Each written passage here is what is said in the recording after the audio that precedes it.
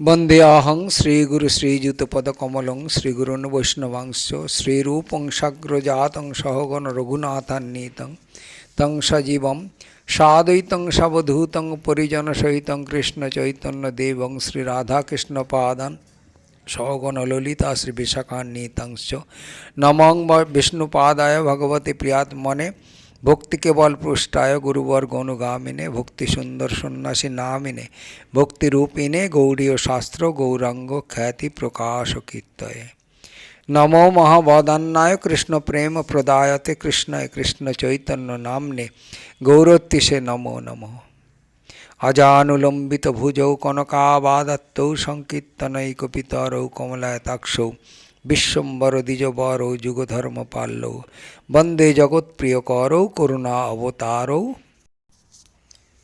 गौरांगेरो दुटी पद जार धन सम्पद से जाने भक्ति रससार से जाने भक्ति रससार गौरांगेरो मधुर लीला जार कर्णे प्रवेशिला हृदय निर्मल भेलो तार हृदय निर्मल भेलो तार जे गौरांगेर नाम लय तारे हाय प्रेमोदय तारे मोई जाई बोली हारी तारे मोई जाई बोली हारी गौरांग गुणेते झुरे नित्य लीला तारे स्फुरे गौरांग गुणेते झुरे नित्य लीला तारे स्फुरे से जन भक्ति अधिकारी से जन भक्ति अधिकारी गौरांगेर संगी गणे नित्य सिद्ध करी माने से जाए ब्रजेन्द्र सुत पास श्री गौर मंडल भूमि जे बाजाने चिंतामणि तार हाय ब्रज भूमि बास तार हाय ब्रज भूमि बास गौर प्रेम रसार नबे से तरंगे जेबा डूबे से राधा माधव अंतरंग श्री राधा माधव अंतरंग गृहे बाबनेते थाको हा गौरांग बोले डाको नरोत्तम मागे तारो संग नरोत्तम मागे तारो संग हरिदास अद्वैतके बोललेन तुमी केन रोज रोज आमाके खेते दिচ্ছ एखाने प्रकांड कुलीन समाज महा महाविप्र सब उपस्थित आमार मतो नगण्य नीचके आदर करते तुम्हार भय हय ना के जाने तुम्हार हाथेर सेवा नीते आमारी बोधहय अपराध होच्छे अद्वैत बोलले तुमी खेले कोटी ब्राह्मण भोजनेर समान हय कि जे बोलो आमी जा करछि सब शास्त्र मतो सहज कथा नय अद्वैत श्राद्धपात्र भोजन करालो हरिदास के वेदविद ब्राह्मण छाड़ा आर काउके श्राद्धेर अन्न भोजन कराते निषेध आछे हरिदास भक्तियोगे ब्राह्मण अधिक हये उठेছে ताई ताके तार पितृश्राद्धेर अन्न खाওয়াতে দ্বিধা করল না অদ্বৈত। কিন্তু অদ্বৈতের আত্মীয়রা রুষ্ট হলো, তারা জল স্পর্শ করল না। কাজেই সবান্ধবে অদ্বৈত উপবাসী রইল সেদিন। পরদিন গিয়ে আত্মীয়দের ফের অনেক অনুনয় বিনয় করল অদ্বৈত, না খাও সিদ্ধে নাও, নিজেরা রান্না করে খাও। এ প্রস্তাবে রাজি হলো কুটুম্বেরা। কিন্তু আগুন কই? আগুন ছাড়া রাঁধি কী করে? দারুণ বৃষ্টি শুরু হয়ে গেছে, আর সেই বৃষ্টিতে সারা গাঁয়ের আগুন নিভে গেল। শুধু সেই গ্রাম নয়, পার্শ্ববর্তী গ্রামেও কুটুম্বেরা আগুন পেল না কোথাও, ফলে রান্না করা হলো না। ব্রাহ্মণের দল অভুক্ত রইল। ক্রমে বাড়তে লাগলো খিদের তাড়না। একটা কিছু বিহিত না করলে যে মারা যায়। কুটুম্বেরা বুঝল এ অদ্বৈতের কাণ্ড, তারই প্রভাবে ঘটেছে এ অঘটন। কিন্তু উপায় কি? উপায় নেই। নিয়ে এসো গতকালের বাসি অন্ন, তাই খাবো। খিদের জ্বালা দুঃসহ হয়ে উঠছে। সবাইকে নিয়ে অদ্বৈত হরিদাসের গোফার এসে উপস্থিত হলো। সকলে দেখল হরিদাসের গোফার আগুন জ্বলছে। মৃৎপাত্রে গ্রামে সমস্ত আগুন নির্বাপিত, কিন্তু হরিদাসের আগুন নির্বাণ। শ্রীকৃষ্ণের অবতরণের জন্য অদ্বৈত যখন গঙ্গাজল তুলসীতে পূজা করছে, তখন একই উদ্দেশ্যে হরিদাস নাম কীর্তন করছে। তার গোফাতে অদ্বৈতের হুঙ্কার, হরিদাসের কাতরতা, দুইজনার ভক্তে চৈতন্য কইল অবতার। একদিন হরিদাস গোফায় বসে উচ্চকণ্ঠে সংকীর্তন করছে। এক পীত জ্যোতি নারী তার অঙ্গনে এসে দাঁড়ালো।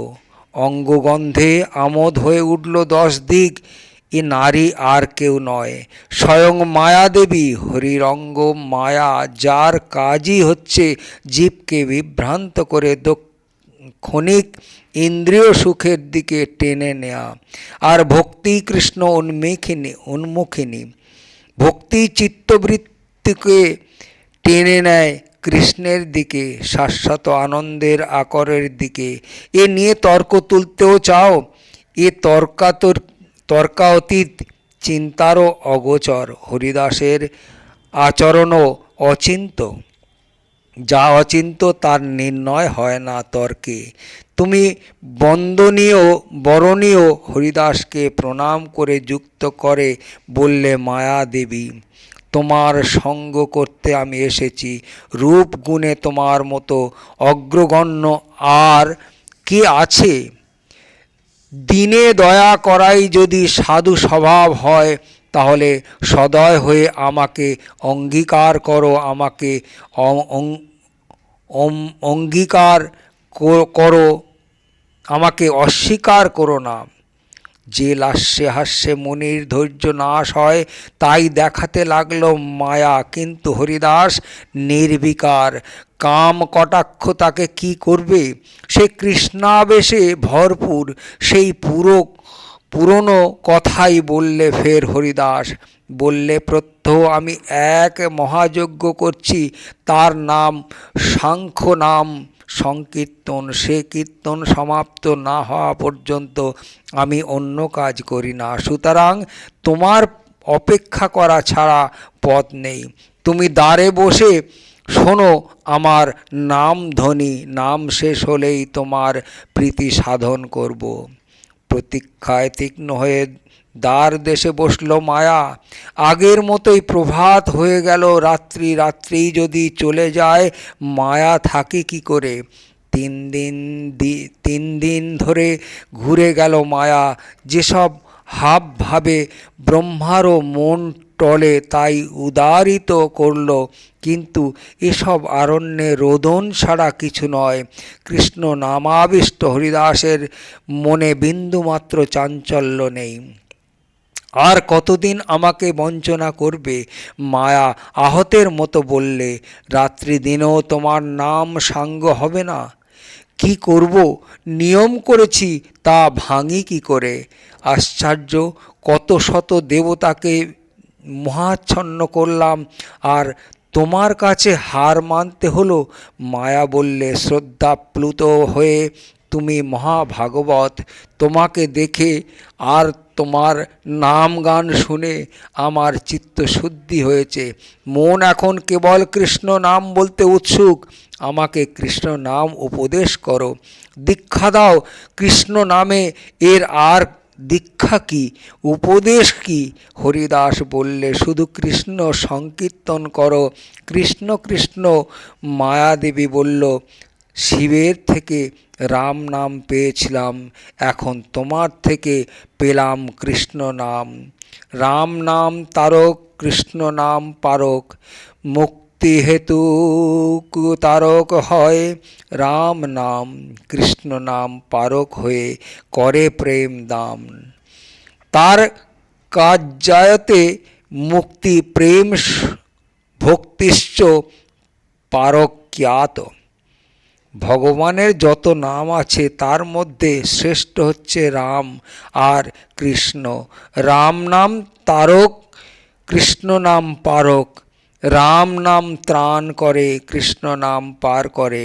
মানে প্রেম দেয়, যে মুক্তি চায় সেও রাম নাম করো, আর যে প্রেম চাও সে কৃষ্ণ কৃষ্ণ বলো।